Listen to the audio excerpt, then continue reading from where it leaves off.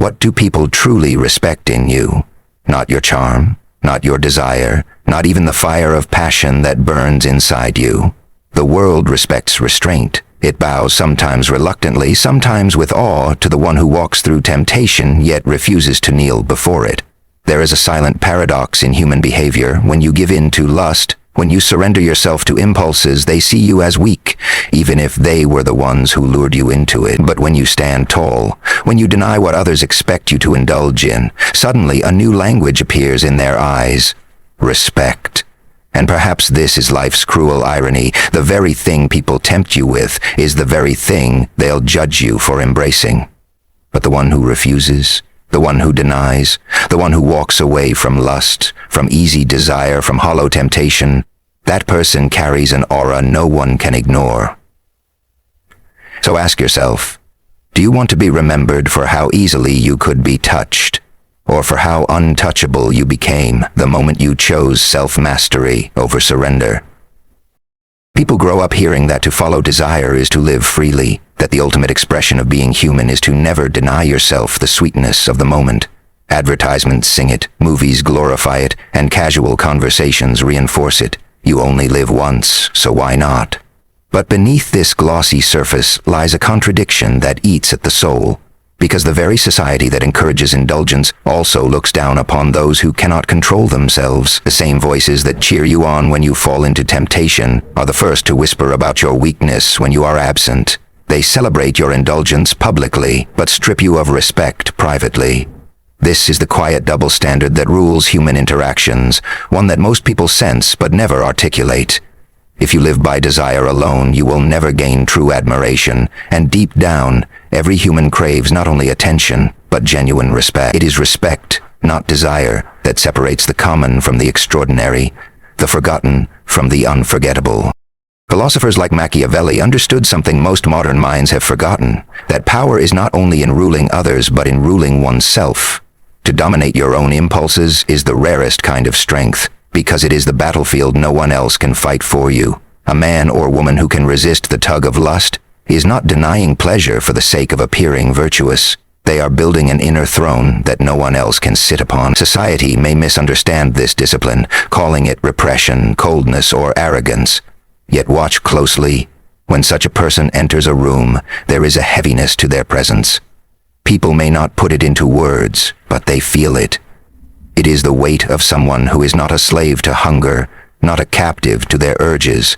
That is why restraint breeds an aura of mystery and authority, while indulgence leaves behind nothing but predictable emptiness.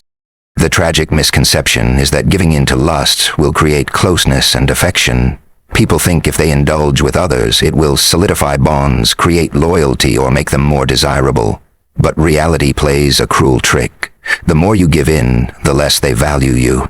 The more available you are, the less they want to stay.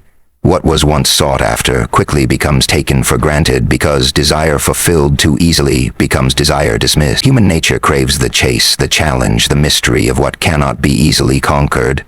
When you strip yourself of that by surrendering too quickly, you reduce your own worth in the eyes of others, even if they don't consciously realize it. Respect evaporates where there is no restraint. It is as though the soul knows instinctively. Someone who cannot say no to temptation cannot be trusted with greatness. This is not about morality in the religious sense. It is about psychology, power, and the currency of human worth. Modern culture makes this conflict even sharper. Everywhere you look, people are told that appetite is identity. If you feel it, it must be who you are. If you crave it, then chasing it must be right. But this philosophy leaves people hollow because it ignores the deeper truth, that real identity is forged not in surrender but in choice. Anyone can give in. Anyone can chase what is easy. But only a few can pause, reflect, and say no. This does not define me. Those few stand apart. They may not be the loudest or most glamorous, but they become unshakable. Society secretly reveres such people, even while outwardly mocking them. The one who resists lust becomes a mirror that exposes everyone else's lack of control, and people respect what exposes their weakness because it forces them to confront a standard they themselves could not meet. Thus the paradox emerges again. Indulgence invites momentary acceptance, but denial commands lasting reverence. Look at the way history remembers its figures. The leaders, thinkers, and visionaries who shaped civilizations were not the ones who lived by constant indulgence. They may have had flaws, but the reason their names echo through time is because they commanded themselves when it mattered most. To resist lust is to practice the same strength required to resist greed, fear, or the intoxication of power. It is training for the soul. The weak man may conquer kingdoms, but if he cannot conquer his own appetite, his empire collapses from within. The weak woman may capture attention, but if she cannot rise above shallow desires, her allure fades with time. Respect, the kind that endures, is always tied to mastery of self. And when people witness someone embodying this mastery, they may gossip, they may question, but they cannot deny the pull of admiration. It is a law of human psychology, as unchanging as gravity. The saddest truth is that many people never realize why they are not respected, even as they crave it desperately. They confuse attention for respect, lust for love, and indulgence for freedom. They don't see that by giving into every temptation, they are handing over the very dignity that could have elevated them. A person addicted to desire becomes predictable, and predictable people lose their influence quickly. Think of the countless faces that glow brightly in moments of lust, but are forgotten soon after. Now compare them to the few who live with restraint. Their silence is remembered longer than the noise of indulgence ever could be. This is not about denying life's pleasures, but about recognizing that power and dignity evaporate the moment you are owned by them. People only respect what they cannot easily consume, and lust makes consumption the easiest path of all. To deny lust, then, is to reclaim something far greater than the thrill of the moment. It is to step outside the trap society sets for you. The one that says indulgence is freedom. True freedom is when nothing owns you. Not wealth, not status, not even desire itself. That is why the conflict between lust and respect cuts so deeply. Every time you choose to surrender, you trade long-term reverence for short-term relief. Every time you choose to surrender, you trade long-term reverence for short-term relief. Every time you choose to resist, you etch into yourself the unshakable foundation of dignity. And though the world may not applaud it immediately, though society may not celebrate it openly, the truth remains unshaken. People only respect what resists them, not what obeys them. And so, the one who denies lust carries in silence a crown that the indulgent will never wear. Everyone remembers the moments when they gave too much of themselves, believing that surrender would bring closeness. You told yourself that giving in would prove your loyalty, your love, your worth. For a fleeting moment, it felt right. Your heartbeat raced, the thrill was intoxicating, the attention flattering. But afterward, when the noise faded and the silence returned, you were left with an emptiness you couldn't quite explain. You gave away a piece of yourself, and instead of feeling more whole, you felt less. What you thought would bind you closer only seemed to unravel something inside. This is the hidden cost of giving in to lust. It promises connection, but often leaves behind distance, not just between you and the other person, but between you and yourself. That quiet voice inside whispers, "Was it worth it?" And the painful truth is that, more often than not, you already know the answer. Think of the times you noticed how quickly people changed once they realized they could have you easily. Before, there was pursuit, attention, interest, a sense that you carried value because you were not within reach. But once you gave in, the mystery was gone, and so was the depth of their attention. What was once desire became indifference. What was once effort turned into neglect. The irony is bitter. The very act you believed would make you cherished only made you common in their eyes. They did not respect your openness. They judged your lack of restraint. Human nature is cruel in this way. We crave what resists us, but we devalue what submits without struggle. You felt this shift not because you imagined it, but because it is deeply ingrained in how people view one another.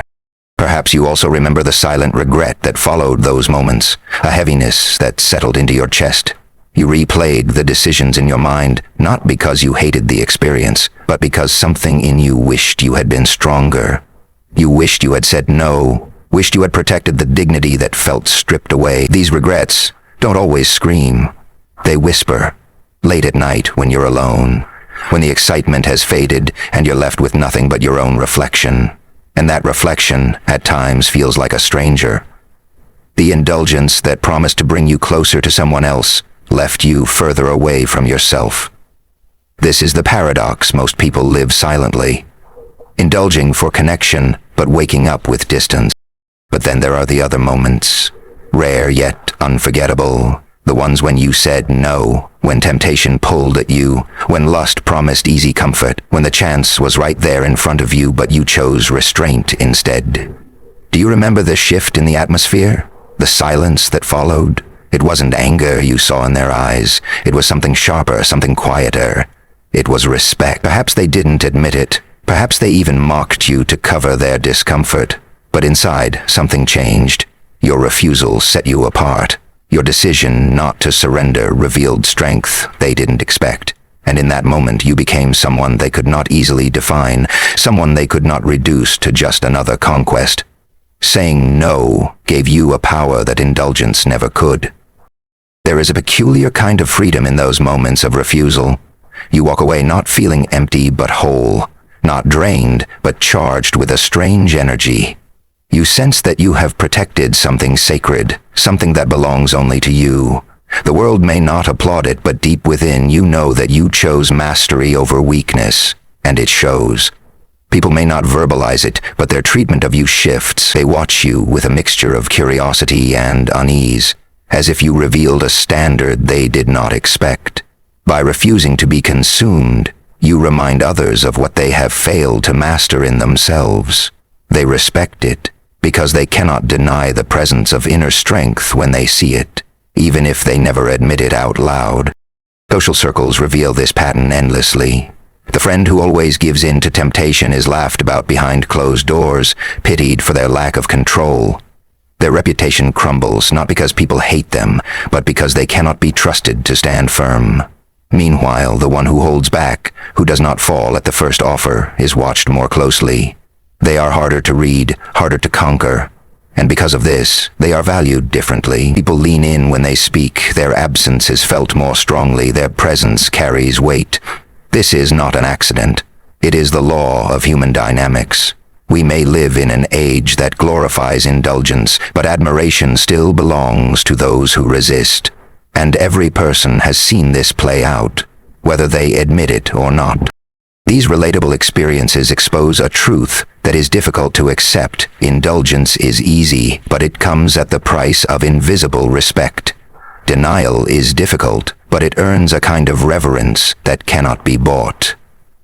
You felt both sides, the hollow emptiness of surrender and the quiet power of restraint. And though society shouts that indulgence is freedom, your own life has already shown you otherwise. You have seen the disappointment in their eyes when you gave in too quickly, and you have felt the weight of their respect when you did not. These aren't abstract theories. They are moments etched into your memory, scars and sparks that remind you who you were when you fell and who you became when you stood. Each experience whispers the same truth. They only respect you when you deny lust. To awaken to the truth of self-mastery is to realize that denying lust is not an act of deprivation, but an act of reclamation. You are not rejecting love, nor are you closing your heart to intimacy. What you are rejecting is the idea that you must surrender your dignity to experience connection. When you walk through the fire of temptation and emerge without burns, you do not feel lesser. You feel whole. The fire still burns. The temptation still whispers, but you carry yourself with a clarity that others cannot touch. There is a new silence inside you, a silence not of emptiness, but of strength, as though your soul has grown heavier, rooted, unshaken by the winds that once pushed you so easily. This is the awakening. To know that your spirit is larger than your cravings, that your worth is not defined by surrender, and that real love cannot be bought with weakness. There is imagery that fits this awakening perfectly. Light cutting through a dark room, solitude that feels like company, scars that glow rather than fade. The denial of lust does not make you cold, it makes you luminous in a way that indulgence never can. The world tells you that giving in is warm and radiant, but those who indulge know how quickly that warmth fades, leaving only shadows. The one who denies, however, carries a light that does not burn out. It is the light of mastery, of a soul that does not need to borrow fire from fleeting passion because it has learned to ignite itself. People sense this light, even if they cannot name it. They feel something shift around you, as though they are in the presence of someone untouchable, someone carved from a rarer substance than the rest. The scars you carry from past indulgence become part of this awakening. They are not marks of shame but reminders of battles you have fought and lessons you have claimed. A scar is proof that you survived something meant to break you. To deny lust is not to live unscarred, it is to live with scars that speak of resilience. You have been tempted before, you have stumbled before, but now those wounds are closed, sealed with wisdom. Every time you look back on the emptiness of indulgence, every time you recall the shift in respect when you said no, those scars whisper their truth. You are stronger than your impulses. This awareness grows until it transforms your entire being, changing the way you see yourself and the way others see you. In the solitude of restraint, you discover yourself more fully than in the noise of indulgence. When you are not constantly chasing validation through lust, you begin to hear your own voice clearly. In silence, you feel your own presence more deeply, and in that presence you uncover worth that does not need to be proven. Solitude ceases to be loneliness, it becomes a kind of companionship with yourself, and in that companionship you realize that the approval of others is shallow compared to the respect you can hold for yourself. This is why denial feels like awakening, because it strips away illusions of dependence and reveals the truth that you were always enough on your own. The awakening also shows itself in how others respond to you. They may not admit it, but their respect grows the moment they realize you are not swayed by the same desires that govern them. It unsettles them, challenges them, and even threatens them because it exposes their lack of control. But beneath their discomfort lies admiration. They may gossip, they may question, but they cannot shake the feeling that you are standing on ground they have never reached. This shift is subtle but profound. You are no longer seen as ordinary. You are seen as someone who carries a weight others do not possess, and that weight commands recognition, even in silence. This awakening does not make you less human, it makes you more. Denying lust is not about suppression, it is about elevation. It sharpens your senses rather than dulls them, deepens your perception rather than narrows it. You notice more because you are no longer blinded by hunger. You feel more deeply because you are not numbed by overindulgence. Life tastes sharper, richer, because you are not drowning it in the sweetness of fleeting desires. The irony is that people think restraint takes life away, but it is actually indulgence that steals life from you, numbing you with repetition until nothing feels sacred. Awakening restores that sacredness, returning weight and meaning to every experience, every connection, every act of love. At its deepest level, the awakening is about authority. Authority over the self, which is the highest authority there is. You no longer walk as a person begging for validation. You walk as someone who knows that their soul has value beyond any transaction of lust. You move differently, you speak differently. Your very silence feels like a presence. This authority cannot be faked because it is written in the way you carry yourself. It is the kind of authority that comes only when you have fought temptation and chosen to rise above it.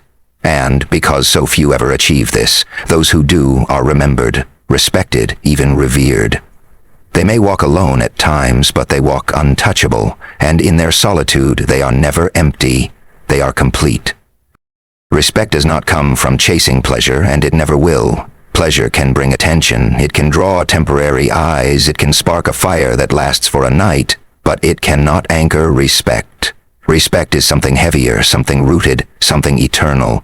To live chasing lust is to live as a leaf blown by the wind, always moving, never settling, always seeking the next gust to feel alive. But when you deny it, when you master it, you become like a mountain, still unshaken, a presence that others feel even before you speak. The real revolution is not in proving to the world that you can indulge as freely as they do, but in showing yourself that you are stronger than what enslaves most. Inner transformation is the battlefield where true victory is won, and when you win there, no outward recognition can compare. It is not about others seeing you differently. It is about you seeing yourself as whole, as enough, as untouchable.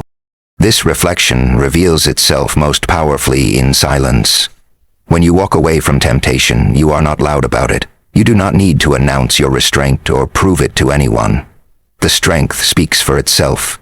People sense it in your absence more than in your presence. They wonder why you do not bend where they bend, why you do not fall where they fall.